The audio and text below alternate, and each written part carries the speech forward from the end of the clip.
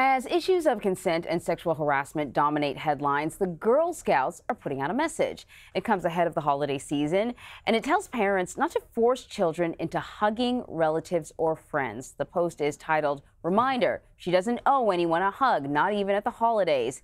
It says forcing young girls to show affection can teach them that they owe it to people later on in life. So let us turn to Dr. Damour.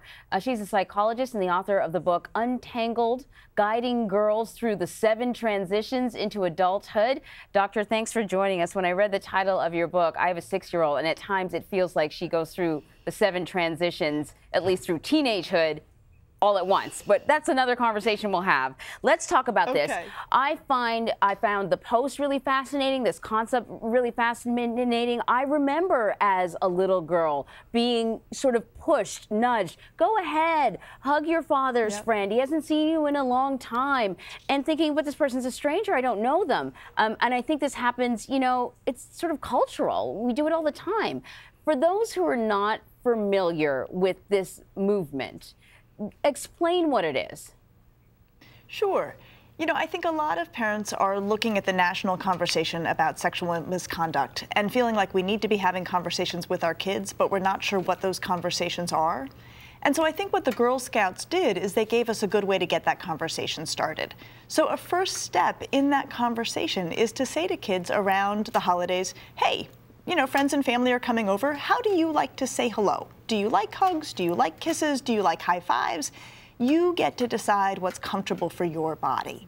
And I think that that's a conversation that, regardless of what's happening on the national level, we should have been having it anyway. And this is just a good reminder and good guidance to start that conversation now. So this is a great way to start the conversation with your child before there's an event. But if you're in the middle of it, and, you know, Uncle so-and-so, it's a cliche, sort of the creepy uncle, but Uncle so-and-so is saying, come here, give me a hug, and your child is resistant. I mean, you know, I'm a parent, you know, when your child doesn't listen to you, it starts to get really uncomfortable, and people think you can't manage your children, you feel like a bad parent. I mean, what do you do in that situation?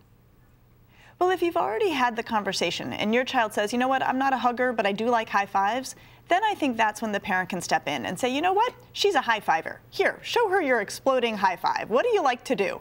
You can make it fun and playful, but I think that's a place where we can advocate for our children, having already had the conversation about what's comfortable for them.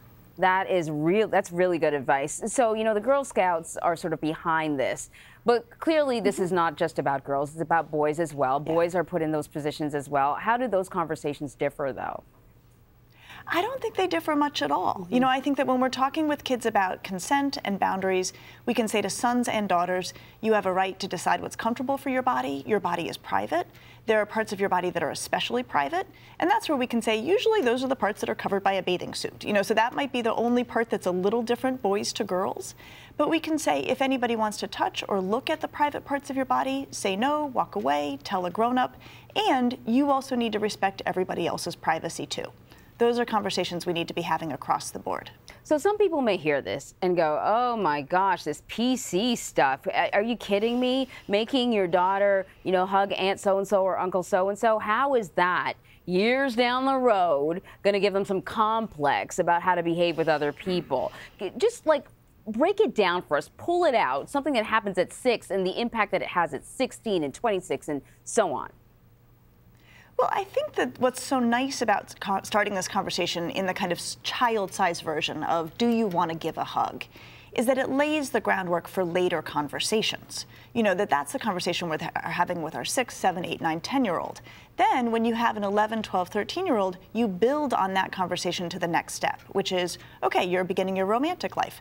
What do you want to have happen? How do you articulate that? How do you draw boundaries? So it's not that the conversation we have in childhood is going to somehow warp future conversations. It actually lays the groundwork for the future conversations. And this is about telling children that their body is their own, that they sort of own this body and no one can tell you what to do with it. And, you know, often women, I just think about myself, even as you get older, you find yourself in these awkward situations. Maybe you're considering what's been going on in the news, you find yourself on an uncomfortable date. And knowing that you can say no at 26, you're building that foundation at 6.